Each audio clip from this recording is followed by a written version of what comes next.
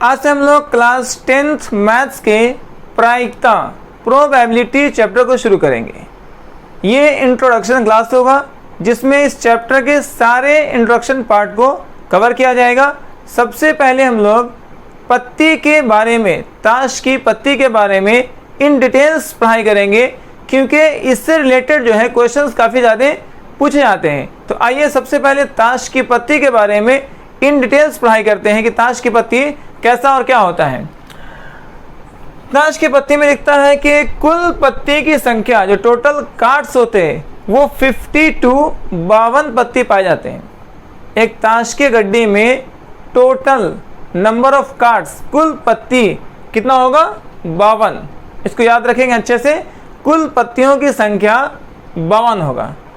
उस 52 पत्तियों को 4 ग्रुप में बांट दिया जाता है। 52 पत्तियों को 4 ग्रुप में बांटा जाता है और ग्रुप का नाम है पान। एक ग्रुप का नाम है पान। ईंट, ये भी ग्रुप का नाम है। हुकुम, ये भी एक ग्रुप का नाम है। और चिड़ी। इस तरह से 4 ग्रुप हैं। फिर से रिपीट कर लेते हैं। पान, ईंट, हुकुम और चिड़ी, ये 4 ग्रुप हैं, जिनमें 2 ग्रुप जो है पान और ईंट, ये रेड कलर का होता है। ये पत्ती जो है रेड कलर का होता है। कौन कौन सा? पान का पत्ती वो रेड होगा और ईंट का जो ग्रुप है वो सारा रेड होगा। हुकुम और चिड़ी ये ब्लैक कलर का होता है। हुकुम का जो पत्ती होगा वो ब्लैक कलर का होगा और चिड़ी का जो पत्ती होगा वो ब्लैक कलर का होगा। हमको कलर्स भी याद रखने हैं क्योंकि क्वेश्चन उससे भी पूछे जाते हैं। तो टोटल पत्तियों की संख्या 52 है, जिनको 4 ग्रुप में बांटे गए हैं। पान, ईंट, हुकुम, चिड़ी। पान का कलर रेड होगा, ईंट का कलर रेड होगा, हुकुम का कलर ब्लैक होगा और चिड़ी का कलर भी ब्लैक होगा। तो इस तरीके से 2 ग्रुप जो है रेड कलर के हैं और 2 ग्रुप जो है ब्लैक कलर के हैं। एक ग्रुप में टोटल पत्ती 13 होंगे, क्योंकि 4 ग्रुप को 52 में अगर बांटना है 4 ग्रुप में, तो हर ग्रुप में 13 पत्ती आएंगे। 13 कार्ड्स एक ग्रुप में आते हैं। तो अगर कोई पूछता है कि पान की पत्ती में, पान के ग्रुप में कितने पत्ती होंगे? 13 पत्ती। ईंट वाले ग्रुप में टोटल कितने पत्ती हो जाएंगे? 13 पत्ती। हुकुम वाले ग्रुप में 13 पत्ती और चिड़ी वाले ग्रुप में 13 पत्ती। मतलब प्रत्येक ग्रुप में 13 पत्ती पाए जाते हैं। 13 कार्ड्स ईच ग्रुप में पाए जाते हैं। अगर यहाँ ध्यान से देखें तो पान और ईंट दोनों रेड कलर के थे। ठीक है, पान और ईंट दोनों रेड कलर के हैं। अगर पान में 13 पत्ती है और ईंट में 13 पत्ती है, तो टोटल रेड कलर के पत्ती 26 पत्ती हो जाएंगे। ओके, फिर समझते हैं। पान में टोटल 13 पत्ती, एक ग्रुप में 13 और ईंट वाले ग्रुप में भी 13 पत्ती हैं।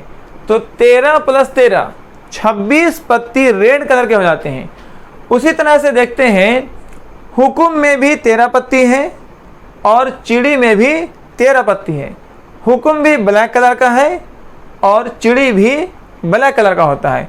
तो टोटल अगर हम ब्लैक कलर के या काला पत्ती कहेंगे तो 13 और 13 26 काला पत्ती होंगे और 26 लाल पत्ती होंगे। इस तरह से 52 पत्ती में 4 ग्रुप, पान, ईंट, हुकुम, चिड़ी। पान, ईंट, हुकुम, चिड़ी, 4 ग्रुप। हर ग्रुप में पत्तियों की संख्या 13 है। 13 पान में, 13 ईंट में, 13 हुकुम में, 13 चिड़ी में। पान और ईंट का कलर रेड है, इसलिए 13 और 13 26 जो है रेड कलर के हो गए। और हुकुम और चिड़ी जो है ब्लैक कलर का है, इसलिए 13 और 13 26 पत्ती ब्लैक कलर का हो जाएगा। उसके बाद देखेंगे, हर एक ग्रुप में एक पत्ता इक्का का होता है। हर ग्रुप में एक एक पत्ता इक्का होगा। पान में भी एक इक्का होगा, ईंट में भी एक इक्का होगा, हुकुम में भी एक इक्का होगा और चिड़ी में भी एक इक्का होगा। तो चारों ग्रुप में एक एक पत्ता इक्का होता है। तो बताएं कुल इक्का कितना हो गया? 4 इक्के हो गए। पान का एक इक्का, ईंट का एक इक्का, हुकुम का एक इक्का और चिड़ी का एक इक्का। टोटल 1 2 3 4 4 इक्के टोटल पाए जाते हैं। मतलब 52 पत्ती में इक्का की संख्या कितना है? 4 है। अगर सवाल आता है कि लाल कलर का इक्का कितना होगा, तो पान वाला जो इक्का होगा लाल होगा और ईंट वाला जो इक्का होगा वो भी लाल होगा। तो इस तरह से लाल जो है 2 इक्का हो गया और हुकुम वाला जो इक्का रहेगा वो ब्लैक रहेगा और चिड़ी वाला जो इक्का रहेगा वो भी ब्लैक रहेगा। तो 2 इक्का ब्लैक हो गया और 2 इक्का लाल हो गया और कुल इक्का 4। हर ग्रुप में एक एक इक्का रहेगा। इसको बहुत ही ध्यान से और अच्छे से समझना इसलिए है कि इसी से रिलेटेड पूरा क्वेश्चन जो है आपको प्रायिकता में पूछे जाते हैं। तो इसलिए इसको इंट्रोडक्शन क्लास को बहुत ही अच्छा से समझना हम लोग को। इक्का जो है हर ग्रुप में एक एक होता है। पान में एक इक्का होगा, ईंट में एक इक्का होगा, हुकुम में एक इक्का होगा और चिड़ी में भी एक इक्का होगा।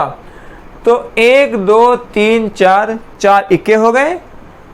लाल जो है 1 और 1 2 लाल कलर का इक्का हो गया और 1 और 1 2 लाल ब्लैक कलर का इक्का हो गया। अब आते हैं फिर 2 3 4 से लेकर 10 तक यहाँ ये पत्ती की संख्या है। उसके बाद हर ग्रुप में बादशाह, बेगम और गुलाम होता है। ये हर ग्रुप में पाया जाएगा। मतलब पान में 1 बादशाह, 1 बेगम, 1 गुलाम।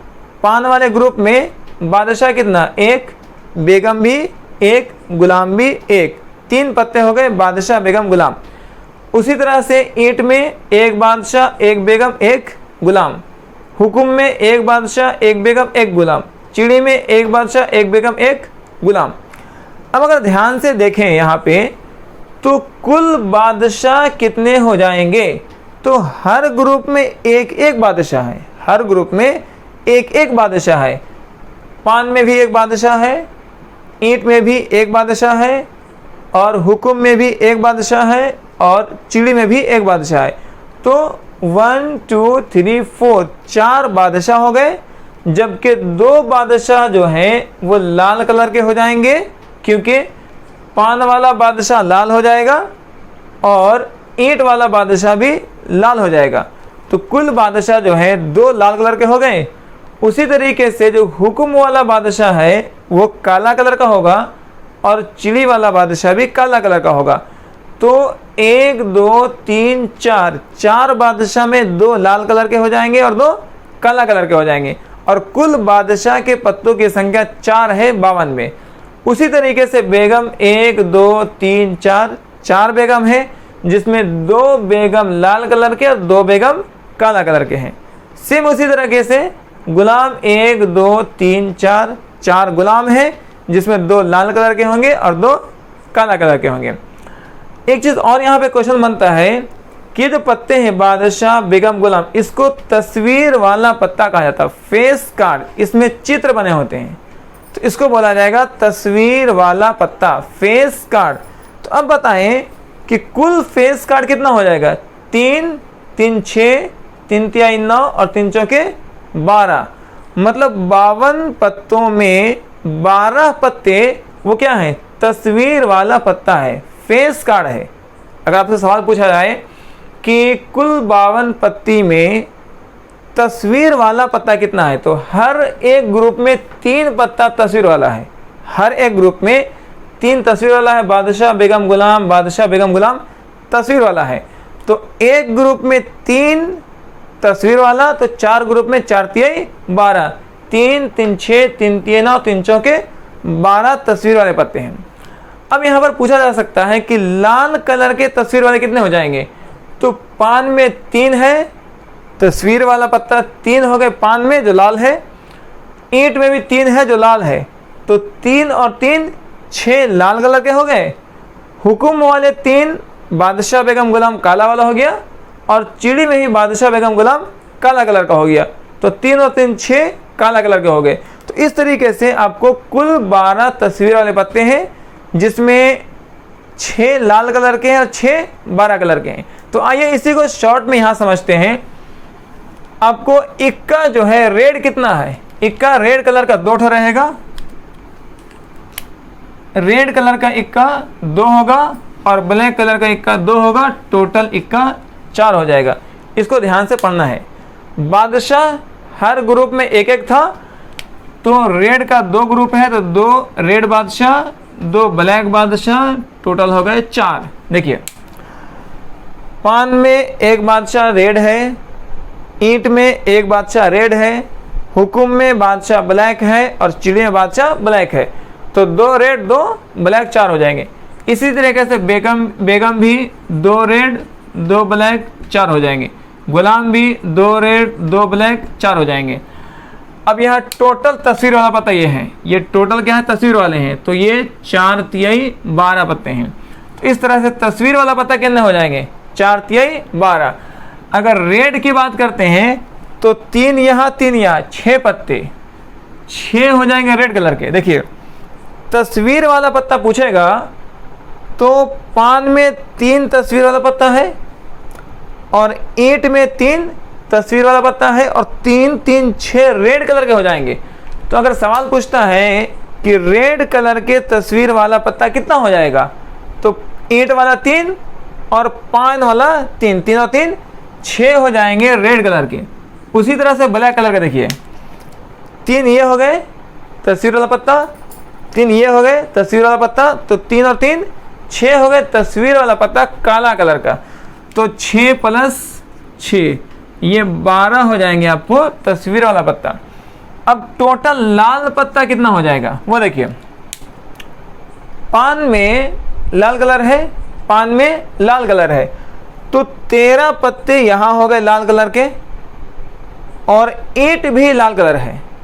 पान लाल कलर का, ईंट लाल कलर का, तो 13 पत्ते ईंट में लाल हो गए और 13 पत्ते पान में लाल हो गए। तो 13 और 13 26 पत्ते जो हैं लाल पत्ता आपको कहाँ कहाँ हो गया, 13 पान में और 13 ईंट में, तो 13 13 आपको 26 पत्ते हो गए।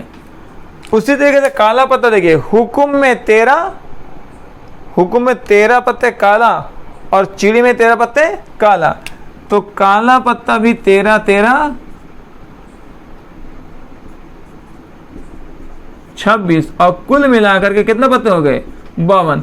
तो इस तरीके से ये था आपको ताश के गड्डी में पत्तों के बारे में जो एग्जाम में पूछे जाते हैं उसके बारे में पढ़ाई यहाँ पर करा दिया गया है। अब हम लोग एक सिक्के को उछालते हैं, एक सिक्के को 2 बार उछालते हैं, एक सिक्के को 3 बार उछालते हैं, उससे रिलेटेड क्वेश्चन भी पूछे जाते हैं। तो पहले इसको स्क्रीनशॉट कर लीजिए, फिर हम लोग उस टाइप के क्वेश्चंस को भी डील करेंगे। हम लोग जानेंगे कि जब एक सिक्का को 1 बार या 2 बार या 3 बार उछालते हैं तो उस पर क्या क्या आने की संभावनाएं हैं, क्या क्या आने की पॉसिबिलिटीज़ हैं, हम लोग उसको जानेंगे। उसी तरह से हम लोग पढ़ेंगे कि जब एक पासे को, लूडो की गोटी, उसको 1 बार उछालेंगे तो उस गोटी पर क्या आ सकता है, उस पासे पर क्या आ सकता है। उसी एक पासे को जब 2 बार उछालेंगे तो उस पर क्या आ सकता है, और जो जो आएगा कुल संभावना, जो कुल पॉसिबिलिटीज़ हैं उसको लिखना है। तो फर्स्ट में देखते हैं कि जब एक सिक्का लेते हैं और एक सिक्का को 1 बार उछालते हैं तो क्या क्या आ सकता है। मान लीजिए कि आप एक सिक्का लिए और एक सिक्का को टॉस कराए, तो जो आता है उसको लिखेंगे। तो हो सकता है कि आप सिक्का को उछालें और सिक्का को टॉस किए, उस पर आपको क्या आ गया, हेड आया, तो आप हेड लिख लिए। ऐसा भी पॉसिबिलिटी है कि सिक्का को उछालेंगे तो हेड ना करके टेल आ जाए, तो ये भी पॉसिबिलिटी है कि सिक्का को उछालेंगे तो टेल आ सकता है।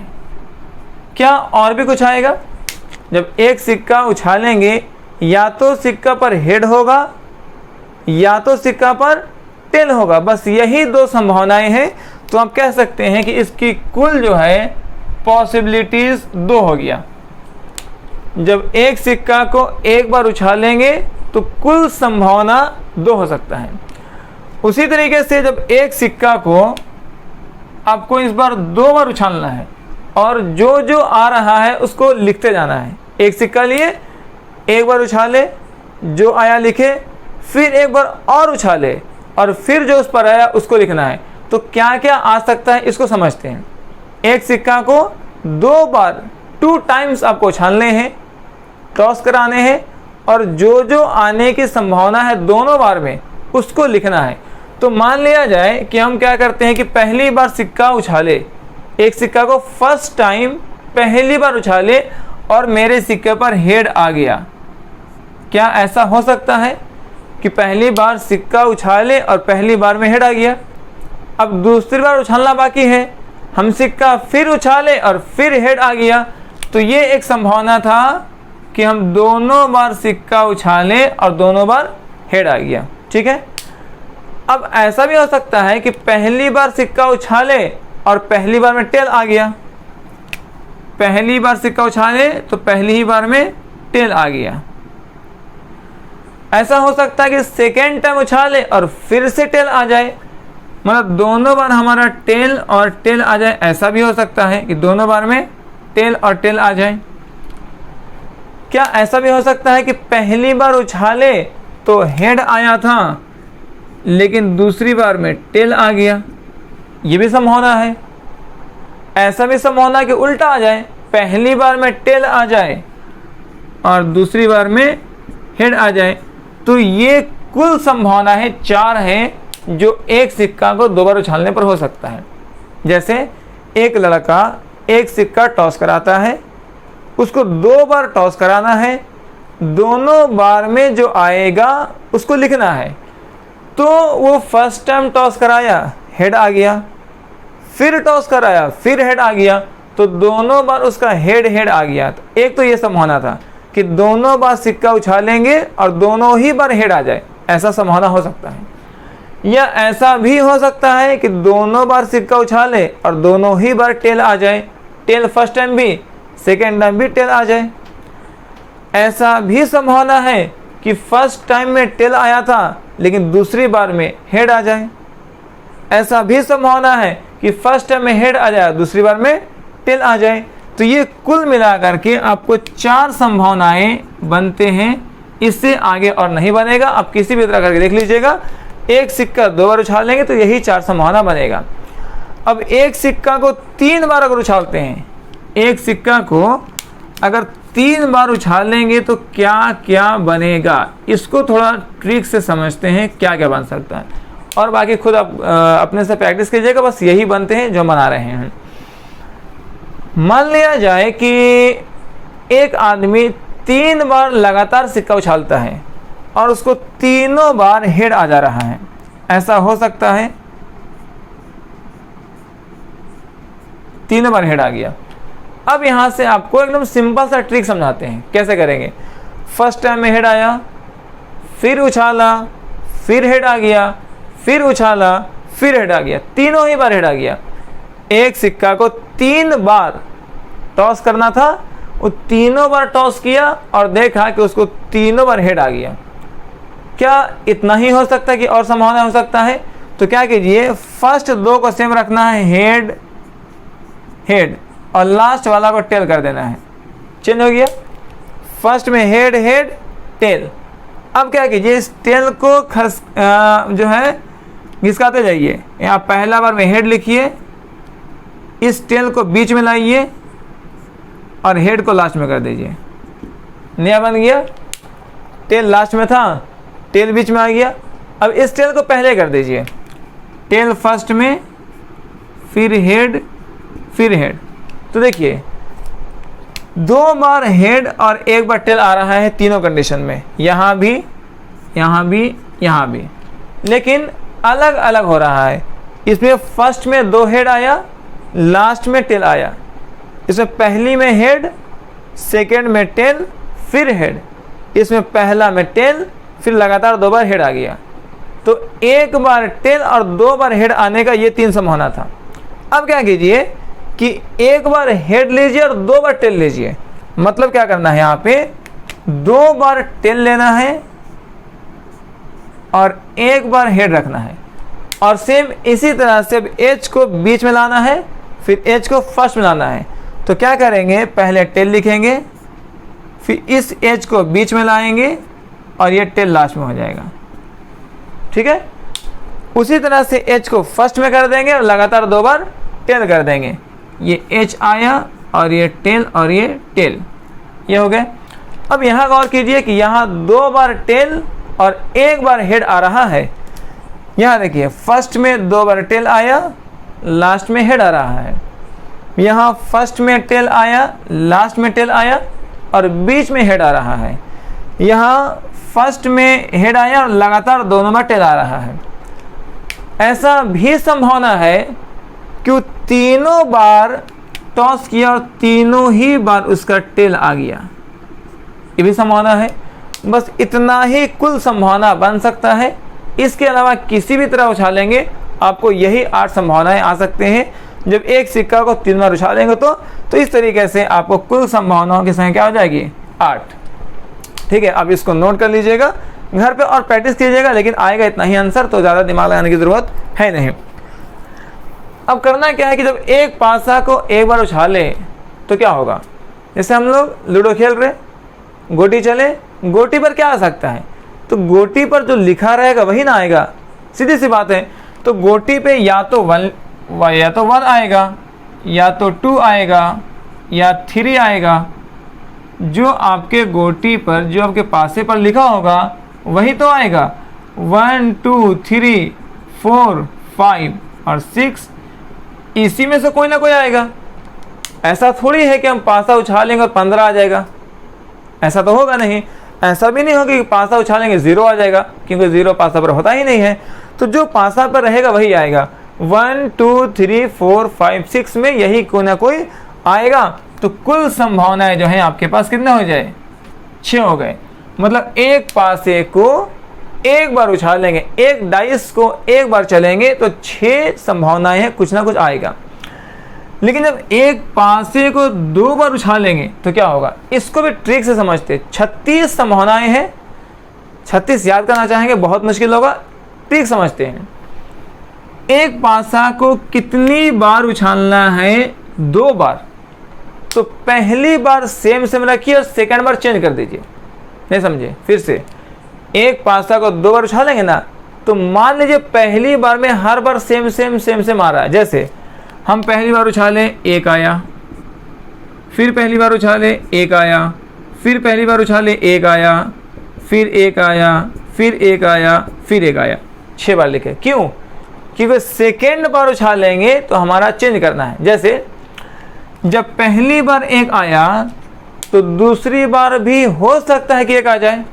ऐसा भी हो सकता है कि दोनों बार 1 आ जाए। एक पासा को हम क्या किए, 2 बार चले, एक बार गोटी चले, फर्स्ट टाइम 1 आ गया, सेकेंड टाइम फिर चले, फिर 1 आ गया। ऐसा भी हो सकता है।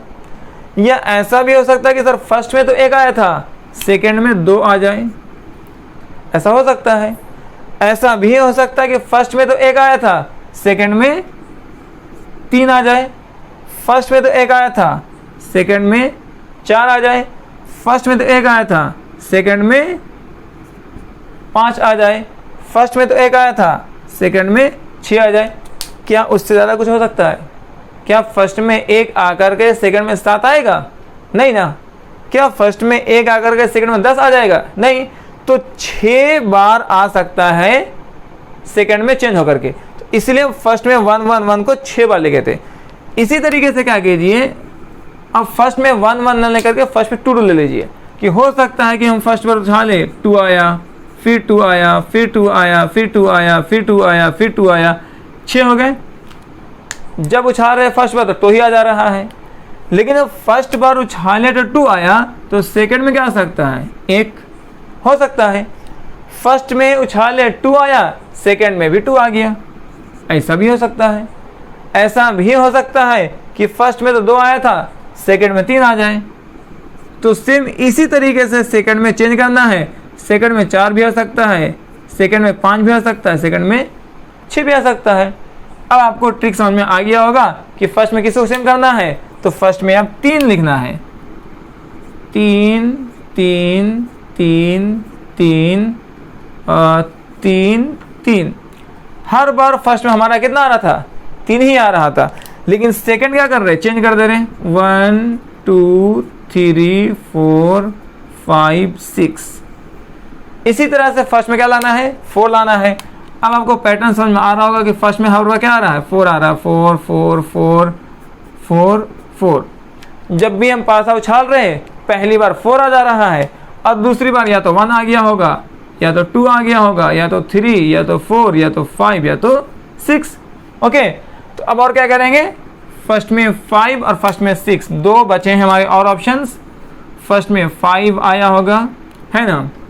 जब भी उछाल रहे होंगे तो फर्स्ट में क्या लेना है, फर्स्ट में 5 लेना है।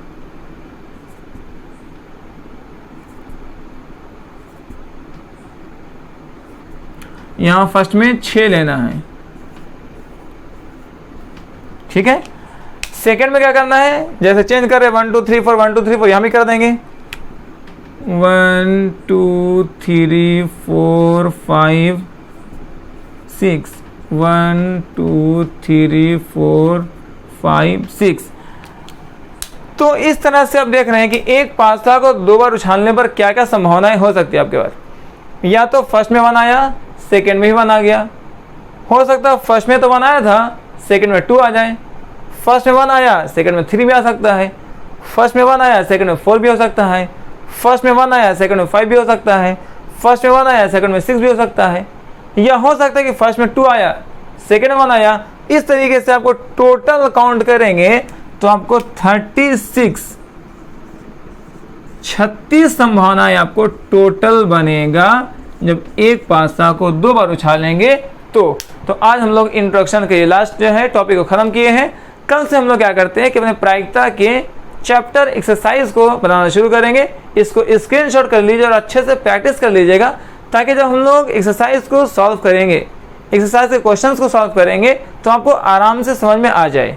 इसको स्क्रीनशॉट कर लीजिए।